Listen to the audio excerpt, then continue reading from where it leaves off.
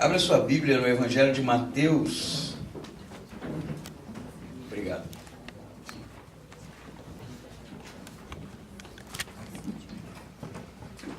Capítulo 15.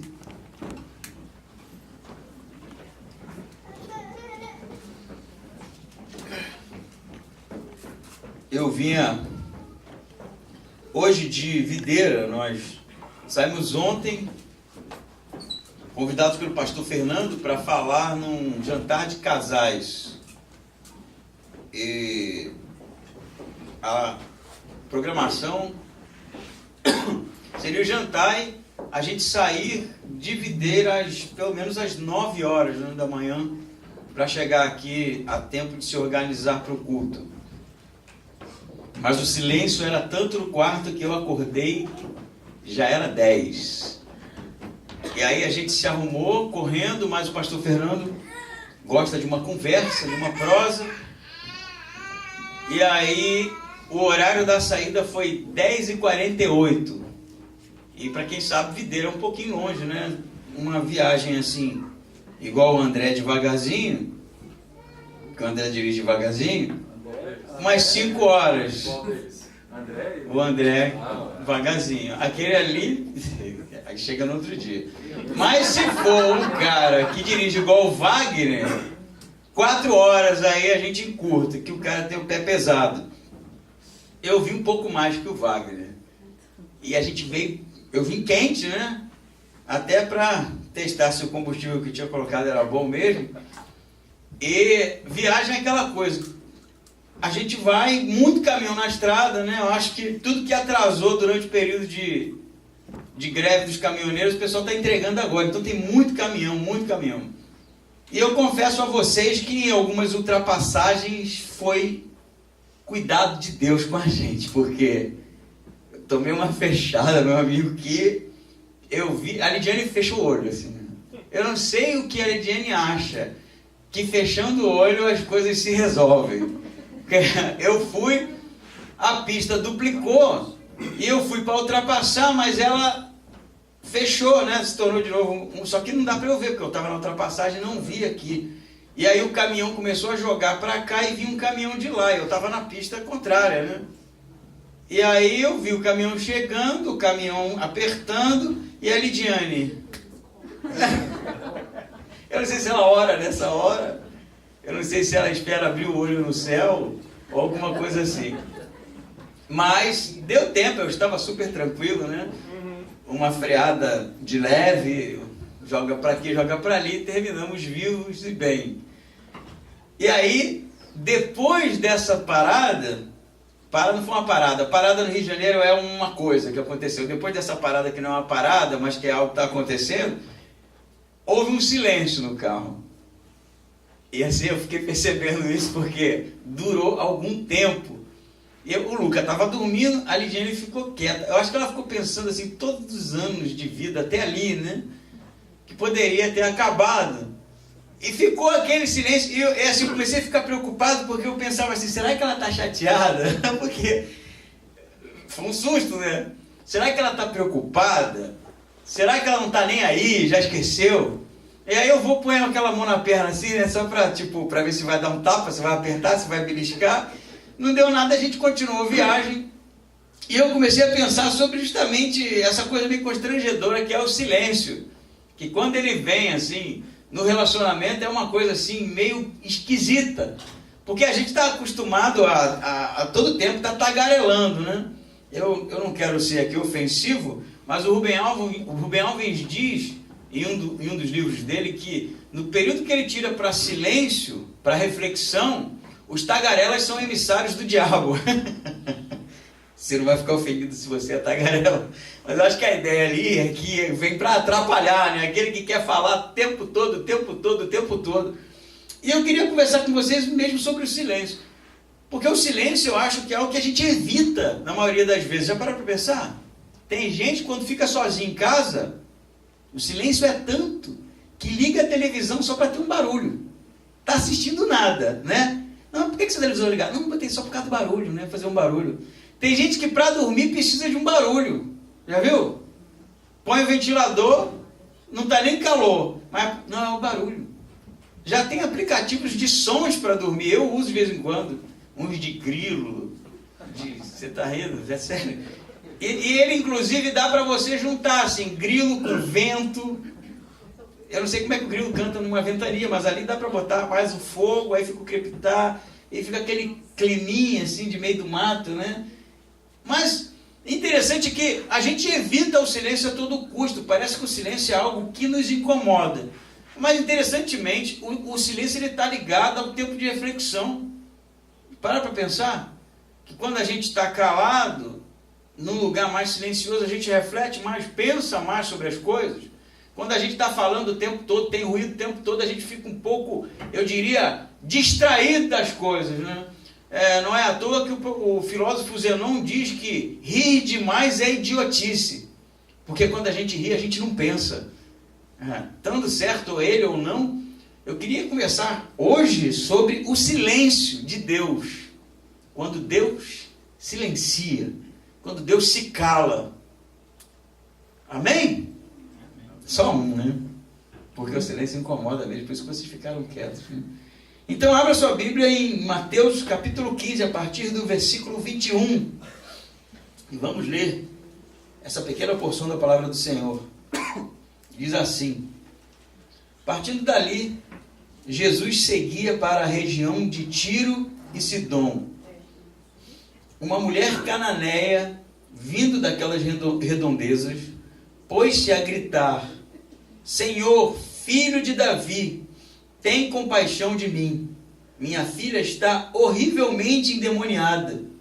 Contudo, ele não lhe respondeu. Seus discípulos aproximaram-se dele e rogaram-lhe: manda embora, porque vem gritando atrás de nós. Ele respondeu: eu fui enviado somente às ovelhas perdidas da casa de Israel. Então ela veio e, prostrando-se diante dele, disse: Senhor, socorre-me. Ele, porém, respondeu: não é justo tomar o pão dos filhos e jogá-lo para os cachorrinhos. Ao que ela disse: sim, Senhor, mas até os cachorrinhos comem das migalhas que caem da mesa do dono. Então Jesus respondeu: ó mulher, grande é a tua fé, seja feito a ti como queres. E desde aquela hora sua filha ficou boa. Amém? Amém. Depois do embate de Jesus com os escribas e fariseus sobre a purificação na hora de comer, né? Porque eles questionavam os discípulos por comerem sem lavar as mãos. E a lavagem de mãos, a gente já viu algum tempo atrás, tinha a ver com purificação, não necessariamente com higiene. Era um cerimonial de purificação que eles achavam ser super espiritual. E quando viram que os discípulos não praticavam aquele ritual, eles acusaram Jesus, acusaram os discípulos de estarem ferindo ali com esse cerimonial que era tão levado a sério. Depois desse embate, de toda essa discussão que ocorre na porção anterior a esse texto, Jesus se retira. Jesus tem o hábito de se retirar depois de alguns pegas, né? E diz o texto que ele sai daquela região para Tiro e Sidom. Tiro e Sidom era a região cananeia, não é mais Israel. Ele sai dos arredores de Israel, do território judaico, do território hebreu, se retira dali. O Evangelho de Marcos vai dizer para a gente que ele se retira para ficar a sós em uma casa, mas ele não consegue, porque embora lá não fosse região israelita, quando ele chega na tal casa, essa mulher começa uma gritaria, e diz o texto que ela começa a dizer: filho de Davi, tem compaixão de mim. Ela não disse uma vez nem duas, né? Ela gritava o tempo todo esse negócio, a ponto dos apóstolos ficarem irritados, falaram assim: libera essa mulher, a gente não está aguentando mais. E não tinha uma multidão, né, querendo cura, era só ela, me parece, né? Jesus querendo um tempo sozinho, quem sabe com os discípulos ali para alguns ensinamentos, ele sai da região de Judá, de Israel, dos hebreus, para não ter nenhum tipo de contato, de aperreio, como diz lá na Bahia. Ele quer ficar sozinho, mas a mulher grita: filho de Davi, tem compaixão de mim. Mateus vai dizer para a gente que ela é cananeia. Cananeia, a gente viu quando a gente estudou Josué, era o pessoal de Canaã, que era pagão, não é? Que eram amaldiçoados e foram expulsos quase em sua totalidade da terra. Ela é descendente. O Evangelho de Marcos vai dizer que ela era sírio-fenícia, grega. Então, ela era de origem grega, helênica, de origem cananeia. E Flávio José vai dizer que os moradores de Tiro, essa cidade chamada Tiro, eram os mais resistentes a Israel. Eles eram inimigos por causa do histórico de conquista da terra. Esse é o tipo de mulher que começa a gritar: filho de Davi, tem compaixão de mim, filho de Davi, tem compaixão de mim. E ela grita, grita, grita. É interessante que o texto vai dizer assim, no 22, uma mulher cananeia, vindo daquelas redondezas, pôs-se a gritar: Senhor, filho de Davi, tem compaixão de mim, minha filha está horrivelmente endemoniada. A gente não sabe qual era a idade da filha dela, né, mas dá para se imaginar que tipo de situação seria essa. A filha provavelmente estava deslocada, né? A identidade se perdia, porque possessão demoníaca, e isso não é o tema, né, mas para esclarecer, para título de esclarecimento, não era como a gente vê hoje, que o cara está endemoniado e fala: voz um cheiro, não cheiro, o quê? Voz um cheiro. Isso não era isso. A pessoa perdia a identidade, enlouquecia. Alguns casos narrados no próprio Novo Testamento, de pessoas que iam viver no cemitério, se lançar no fogo, tentando pôr a vida o tempo inteiro, fim a sua vida o tempo inteiro. Então era um estado de demência, praticamente. E não era ficar falando, vou te matar, igual filme de terror, né? Era: perdi o meu filho, vai dizer em uma narrativa dos evangelhos de possessão demoníaca. Eu perdi o meu filho. É isso que estava acontecendo. A filha dela provavelmente estava nessa situação. Ela já não tinha mais o que fazer, não tinha mais quem resolvesse o seu problema. Ela estava desesperada. E ela começa a gritar atrás de Jesus: filho de Davi, tem compaixão de mim, a minha filha está terrivelmente demoniada, e gritando, e gritando, e gritando. E o texto diz que Jesus respondeu o que? No 23. Contudo, ele não lhe respondeu. Jesus não falou nada. É como se a mulher estivesse gritando, gritando, gritando, gritando, incomodando. E Jesus sequer disse uma palavra. E aí a pergunta que fica é: por quê? Né? Porque no final a gente vai ver que ele vai curar a filha da mulher. E se ele ia curar, por que ele não responde? Por que ele se cala? Por que ele não diz nada? Pelo menos, mulher, vai embora, não vou resolver teu problema. Ele não diz nada. É silêncio da parte de Jesus aqui. Na verdade, é a primeira vez que eu vejo, num caso de cura, nos evangelhos, Jesus não dizer coisa alguma. E aí a gente vai levantar algumas possibilidades. Será que Jesus estava ignorando a mulher porque ela não era de Israel? Ele vai dizer isso aqui depois. Será que Jesus estava em um estado, quem sabe, de estresse e tensão tão grande que ele não queria conversa com ninguém, queria ficar sozinho? Porque o Evangelho de Marcos vai dizer isso. Ele se retira para ficar sozinho. Ou será que Jesus está querendo ensinar alguma coisa aqui? Porque, apesar dela ser cananeia, apesar dela não ser de Israel, ela sabe quem é Jesus. Inclusive, ela chama por ele com título messiânico: filho de Davi.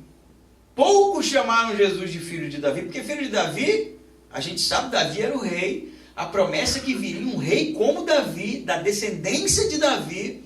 E poucos admitiram que Jesus era esse descendente. É isso que a mulher estava clamando. Ela não estava simplesmente clamando por ajuda, mas estava dizendo ali em alto e bom som, a plenos pulmões, que Jesus era o Messias bendito, o Messias esperado. Ela grita: filho de Davi, como se ela dissesse: Messias bendito, tem compaixão de mim. Isso é bacana, mas Jesus mesmo assim, eu diria, o posicionamento teológico da mulher, apesar de ela não fazer parte de Israel, ser uma pagã, e se posicionar admitindo publicamente que Jesus era o Messias, ela não encontra resposta a princípio. Então a pergunta é: por que então Jesus se cala? E eu acho que é interessante a gente pensar nisso, porque muitas vezes, à luz do que está acontecendo aqui, a gente clama também. A gente pede, não é? A gente ora.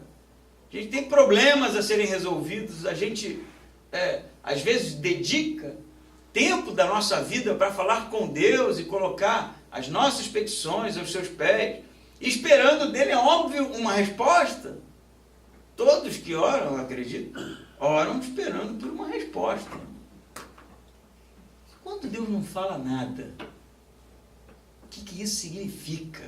Quando ele não responde?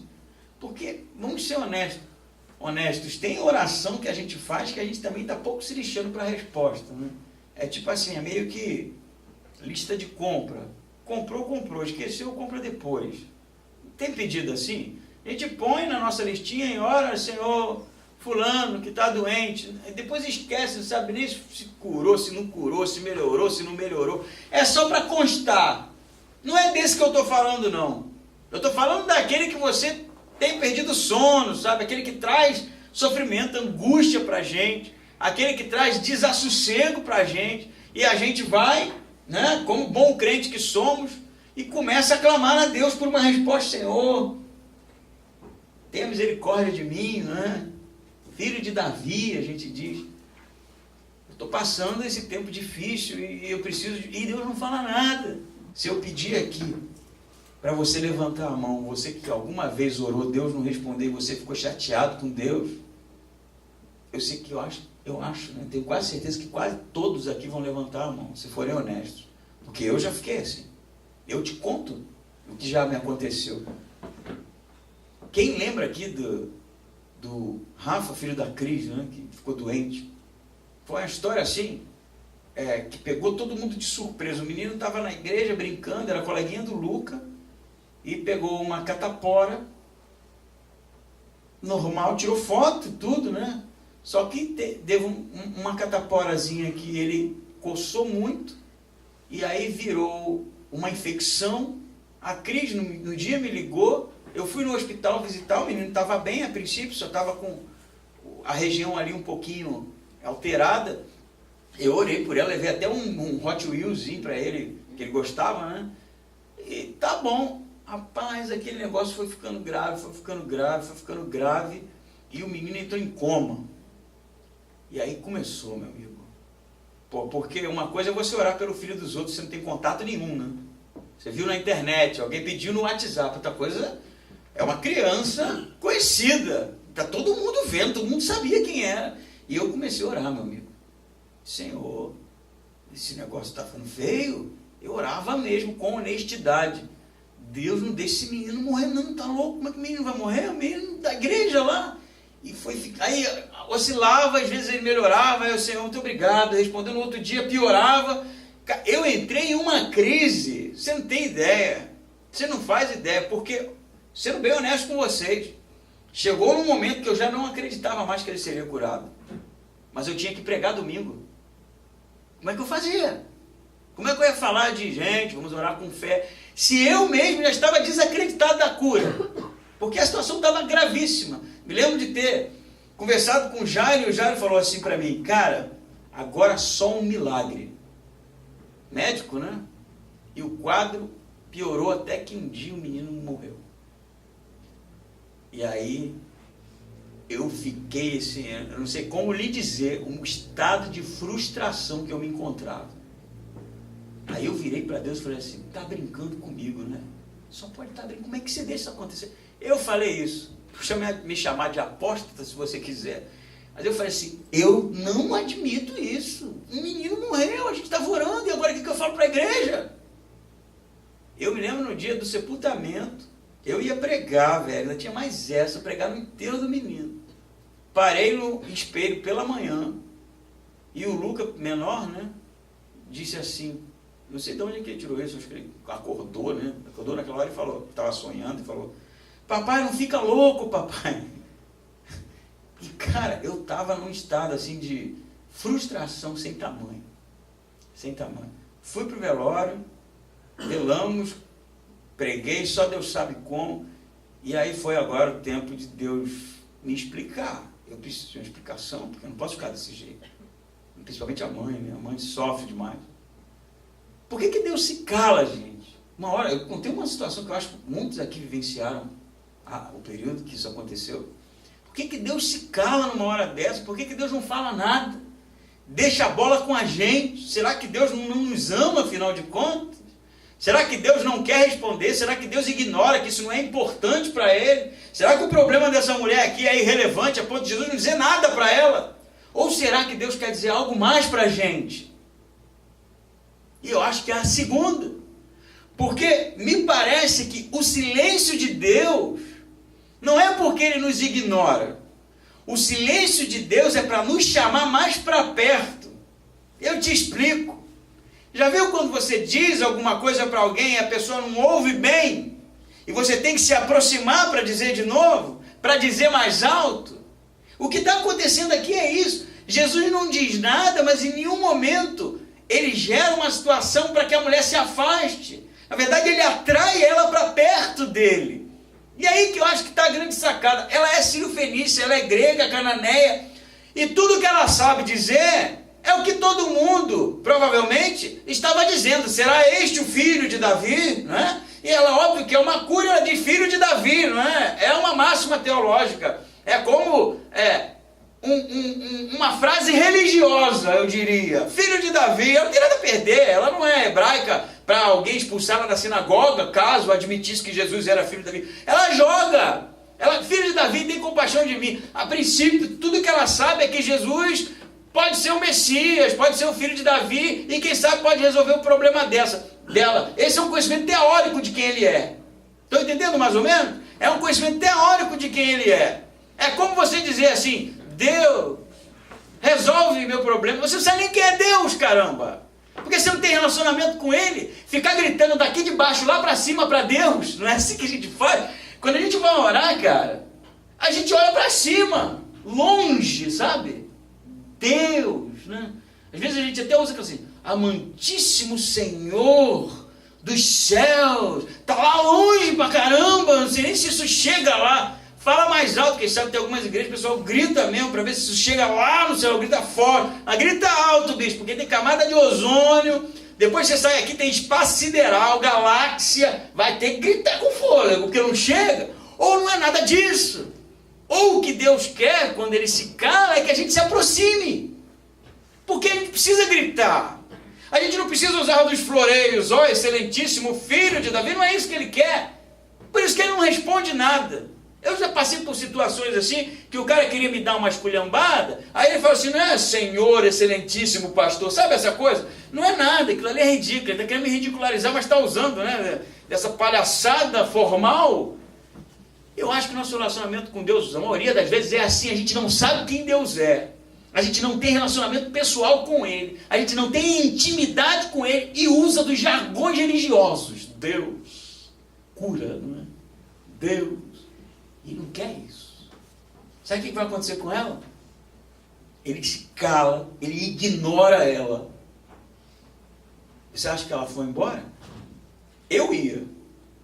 Eu iria, na verdade, conjugando corretamente aqui. Pô, já está uma situação aqui terrível. A filha dela está nessa situação quase morrendo. Ela clama para o cara publicamente. Já era vergonhoso para ela estar falando com um homem. Um judeu, principalmente, que foi o colonizador, né, que expulsou o povo dela da terra. E o cara ignora. Não quer falar comigo? Então morra, né? Eu vou embora, então. Ah, me ignorou. Grande Messias esse. A minha situação, o cara dá um pio. Não é assim? Vou embora. Mas ela não faz isso não, cara. Aí muda o estágio. Eu acho que Jesus está conduzindo, ele se cala. Ela vem correndo e se joga nos pés dele. É chata. Agora ela incomoda mesmo, né? E aí os discípulos vão dizer assim, ó, 23, contudo, ele não lhe respondeu. Seus discípulos aproximaram-se dele e rogaram-lhe. Olha a expressão. Eles não pediram, ele fala assim, Jesus, acaba com esse negócio, isso está muito irritante. Rogaram-lhe. Mande embora, porque vem gritando atrás de nós, manda essa mulher embora.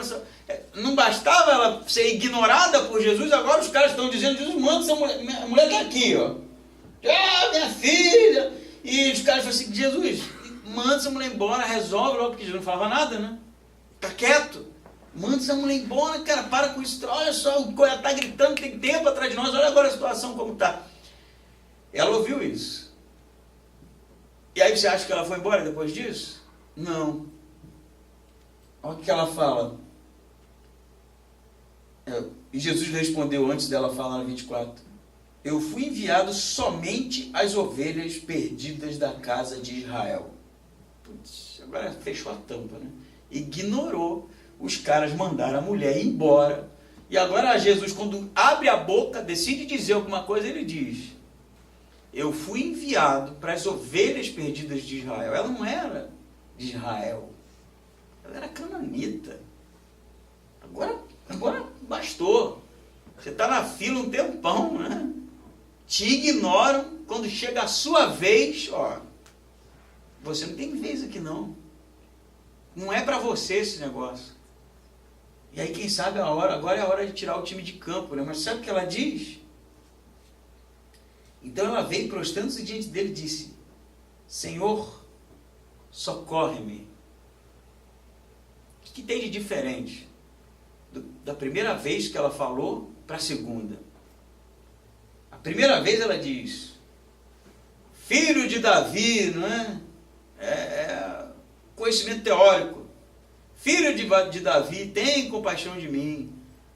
A segunda, depois de ter passado por tanta humilhação, que eu acho que para ela é humilhante, ser ignorada, ter sido mandada embora, depois Jesus ter dito que eu não vim para você, eu vim para Israel.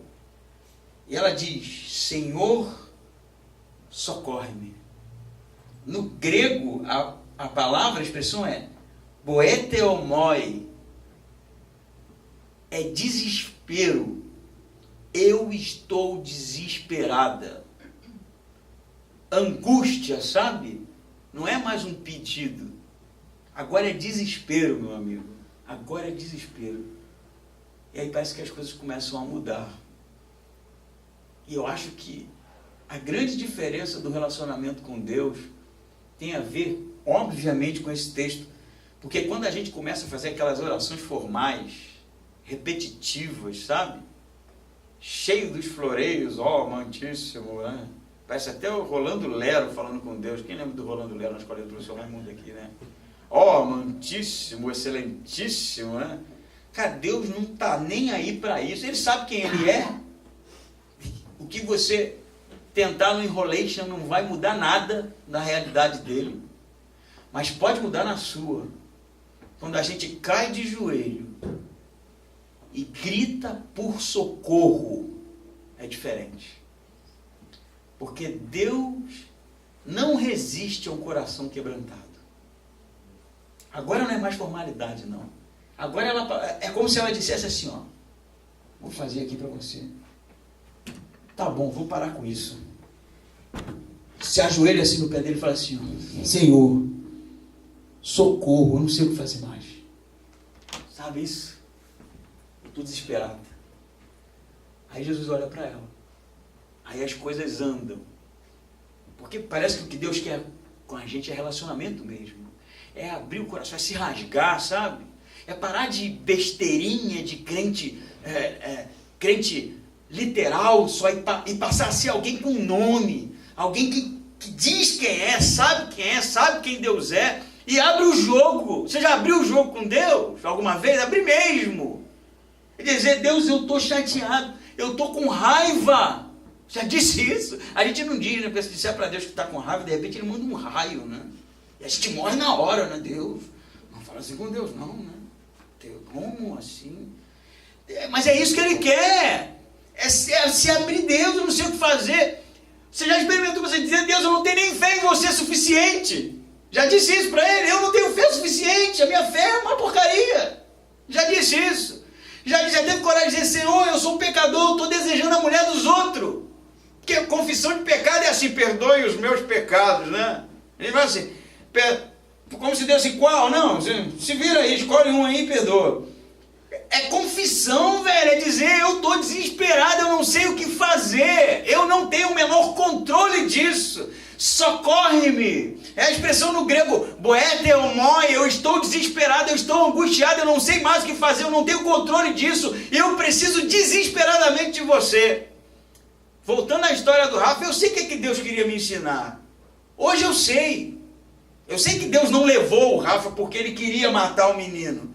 Essas coisas acontecem, a gente vive num mundo decaído, existe doença, existe morte, existe o mal. Mas o que Deus queria me mostrar é que a minha fé nele não pode ser dependente da intervenção. Não pode. Não pode ser uma fé que depende do milagre acontecer. Se não tiver milagre, não tem fé. Porque isso é barganha, cara. Eu tenho que confiar nele se curar ou se não curar. É isso que é. Não interessa. Eu não sei o plano do cara, eu não sei o que ele vai fazer. E com certeza, isso eu posso dizer, teologicamente, tudo que ele quer é melhor. Isso eu não tenho dúvida. O problema é que quando o que ele quer não é o que eu quero. Aí eu me frustro, aí eu me choco. Mas é nessa hora de crise que a gente tem que se ajoelhar e dizer, eu quero ir até o fim. Me ajuda. Não fazer uma pirracinha e dizer, Deus, né? Não sei se ele me ama mais. Como, cara? Você vai dizer uma coisa dessa? O amor de Deus entregou o filho na cruz por nós. Como é que ele não te ama? É você que não está entendendo. Então é a hora de se jogar nos pés, admitir o desespero, admitir a incapacidade de resolver o problema. Já fez isso? Porque a gente ora, Senhor, né? Tem essa parada aí, presbítero, não sei mais o que fazer, mas você sabe. Você está aqui, está só calculando as possibilidades, né? Assim, não tem aquele negócio que eu posso fazer. Se Deus não resolver aqui, aí eu vou lá. Né? Se Deus não resolver lá, a gente está sempre maquinando. Porque a gente não depende, desconfia de Deus. É a desconfiança. Cara, essa mulher não está fazendo isso mais. Ela antes gritava de longe. Cara, ela tomou só na cabeça. Ela se joga nos pés e agora não tem mais premissa teológica. Agora é desespero. Eu acho que a fé genuína é a fé desesperada. Eu te explico por quê. Porque a fé genuína não tem mais a que recorrer. Não tem mais malandragem, sabe? Não tem mais a genialidade das soluções, não tem mais nada, está ali nu diante de Deus. É você e ele. É você e ele. A fé desesperada é a fé genuína, porque a gente só tem essa possibilidade. Deus, é contigo agora, porque eu não sei mais o que fazer. Eu não sei mais o que fazer. E aí vem, né? Ele, porém, lhe respondeu, 26, cara, aí piora, bicho, essa aqui é assim, ela merece o Oscar, bicho. Não, Oscar não, troféu, porque o Oscar é teatro, né? Não cabe o Oscar mesmo. Não, o Oscar não, prêmio. E diz assim, ele, porém, lhe respondeu, não é justo tomar o pão dos filhos e jogá-lo para os cachorrinhos. O que Jesus está dizendo? Que ele é o pai, os filhos são judeus. A comida, a bênção, é para eles. E ele fala para ela, eu não vou tirar a comida dos filhos para jogar para os cães. Ela é o cão. Embora a palavra no grego seja cachorrinho e não cão, como o judeu se referia muitas vezes ao gentio como cão. Cão mesmo, cachorro selvagem, cachorro do lixo, né? Jesus usa uma palavra que eu acho que ele encoraja ela, de certa forma, apesar de cachorrinho é cachorrinho, bicho, não tem jeito. Porque a expressão que ele usa é cachorrinho doméstico. Não é justo tirar a comida dos filhos e jogar para os cachorrinhos. Agora eu ir embora. Não, cachorro não, velho. Ignorar tudo bem, mandar eu ir embora, vá lá. Dizer que não é pra mim esse negócio, mas cachorro? Você tá louco, você é Messias do que dos infernos aqui, não é mais não. Eu vou resolver de outro jeito, vou lá no Pai Sandoval, que cura em 3 dias, né? E vou fazer lá a feitiçaria. Então eu vou na igreja do bispo Rolando Lero Satanás, para ver se ele... Cara, depois que Jesus fala isso, é a prova de fogo, né? Ela diz assim, mas até os cachorrinhos comem das migalhas que caem da mesa do seu dono. Pô, cara. Ela fala assim, Jesus fala, eu não vou tirar a comida dos filhos e jogar para os cachorrinhos. Ela fala assim, mas até os cachorrinhos comem das migalhas. Ela só quer migalha, cara. Pô, velho, isso é top demais. Ela só quer a migalha. O que Jesus fala depois disso? Tu sabe o que ele fala? No grego está assim, ó gnai. Gnai é mulher. Ó, o ro, né? No grego é rogna. É algo fruto de uma explosão de sentimento. O ro aqui, Jesus, ele se encanta com a resposta. Ele, assim, eu acho que ela deu um cheque nele, sabe? Pela primeira vez no Novo Testamento. A mulher dá uma resposta que Jesus fica assim, ô gnai, ô mulher, grande é a tua fé. Que ele estava botando empecilho, e não estava adiantando nada, porque ela estava ali para, se fosse migalha, o resto que cai no chão, que os cachorros lambem, era aquilo que ela queria. Eu sei que eu não mereço, eu sei que eu não sou de Israel, eu sei que você não veio para o meu povo, eu sei que eu estou incomodando, mas se tiver uma migalha, é o que eu quero. Ô mulher, grande é a tua fé. Imaginou Jesus dizendo isso para você? Ô Wagner, assim, com um sorriso de orelha a orelha, Jesus, ô Wagner, grande é a tua fé. Ô Noemi, imaginou isso? Cara, grandioso o negócio. Porque a grandiosidade desse texto, a grandiosidade da fé dessa mulher, está na humildade dela, está na sujeição dela, está no reconhecimento de que ela, na verdade, não merecia nada disso. Ela sabe disso. Ela sabe quem ela é. Mas ela quer só uma migalha. Tem um hino antigo que a gente cantava muito na igreja que eu congregava, que era uma igreja grande, tinha um órgão antiquíssimo, que não podia nem aquele órgão, que era mais santo que a gente, aquele órgão era. Tira a mão daí, o órgão, né? Só quem toca é a irmã fulana, quase tem uma áurea na cabeça dela para tocar aquele órgão lá. Lembra disso, Nazaré? Filho de São João, lembra do órgão? Não lembra, né? Não lembra mais de muita coisa, né? Tinha um órgão lá. E aí tocava naquele órgão. O culto era assim, ele tinha 3 cânticos, 3 hinos, era pau a pau, né? Desde tradicional. E tinha uma que o pessoal da antiga vai lembrar. Chuvas de bênçãos queremos. Lembra disso? Eu odiava esse hino. Porque o refrão é assim: gotas somente nós temos, chuvas rogamos a Deus. Como se tudo de bênção que Deus tivesse dando era um gota, mas a gente não quer gota, não, a gente quer a chuva de bênção, né? A mulher quer só a migalha. Quer só a migalha, né? Mas a gente não quer migalha. Migalha não serve. Porque quando Jesus se cala, a gente se frustra. Quando ele responde do jeito que não é o que a gente quer, a gente também não gosta. Quando Jesus não fala nada, a gente fica com raiva. Quando Jesus não responde, a gente vai procurar o Bispo Macedo lá para ver se ele resolve na cura de 7 dias lá, que você vai ter que deixar tua casa, tua roupa, teu carro, teu fígado. Não pediu fígado ainda não, mas vai chegar a hora que vai pedir. É assim que a gente faz. A gente não, migalha não, velho. Migalha eu não quero não. É quase isso. Mas pode ser que é no silêncio de Deus que Ele nos convida a uma aproximação. E quando você se aproximar e reconhecer quem você é, e que você não é merecedor da graça, não é merecedor da cruz que Jesus carregou sobre si, que você não é merecedor de nada, quem sabe você vai provar da migalha de Deus. E eu vou te dizer uma coisa: as migalhas da eternidade são eternas. As migalhas da eternidade são eternas. As migalhas do amor de Deus é algo absurdo, você não pode sequer compreender. As migalhas do amor de Deus levou o próprio Filho para a cruz. As migalhas do amor de Deus deu tudo por nós. Não é à toa que a gente canta o ousado amor. A tradução literal é desesperado o amor de Deus.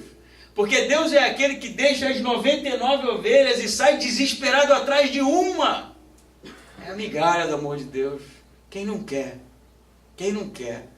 Mas para que a gente se quer, tem a compreensão do que é o amor de Deus, é necessário a gente abrir mão de quem a gente é. Sabe? Abrir mão. Parar com esse negócio de ser orgulhoso, parar com esse negócio de ser vaidoso, parar com esse negócio de ser religioso, parar com esse negócio de ser apenas literal e passar a buscar Deus de maneira honesta. Eu já citei isso algumas vezes, mas tem uma frase de Paul Washer que eu acho sensacional. Não gosto de tudo que ele fala, não. Mas tem coisa que ele fala que marca. E ele disse uma vez sobre ter uma experiência com Deus, que a gente é muito literal, ou na verdade teórico, na experiência com Deus. A gente sabe que Jesus é nosso Salvador, a gente sabe que Ele salva, a gente sabe que Ele ama, mas a gente nunca teve uma experiência com Deus. Nunca teve. E aí ele diz assim: entre no seu quarto e não saia de lá enquanto Deus não falar contigo. Entre no teu quarto e não saia de lá enquanto Deus não falar com você. Porque a gente se contenta muitas vezes só com a teoria do negócio. E Deus fala. Deus falou com Moisés, Deus falou com Abraão, com Isaac, com Jacó, falou e tem falado, gente. E Deus tem respondido as orações. Não vai ser do jeito que a gente quer muitas vezes, mas é uma condução de Deus para um relacionamento mais íntimo, um relacionamento de confiança. Às vezes as pessoas vão morrer, mas é necessário confiar nele de que isso é o melhor. Às vezes as coisas vão terminar de um jeito que você não quer que termine, mas Deus está conduzindo.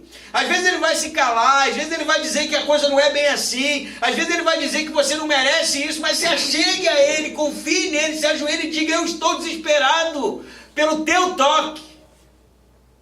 Não só pela resposta. Eu estou desesperado por ter uma experiência contigo verdadeira. Eu não quero mais ser crente de banco. Eu não quero mais ser membro de um grupo. Eu não quero mais só carregar uma Bíblia embaixo do braço, achando que isso é sinônimo de relacionamento com Deus. Aí não. Aí quem sabe, Deus vai poder dizer para a gente assim: ô meu filho, grande é a tua fé. Grande é a tua fé. Pois é no silêncio de Deus que a voz de Deus se manifesta. É no silêncio de Deus que a voz de Deus se manifesta. Amém? Vamos ficar em pé?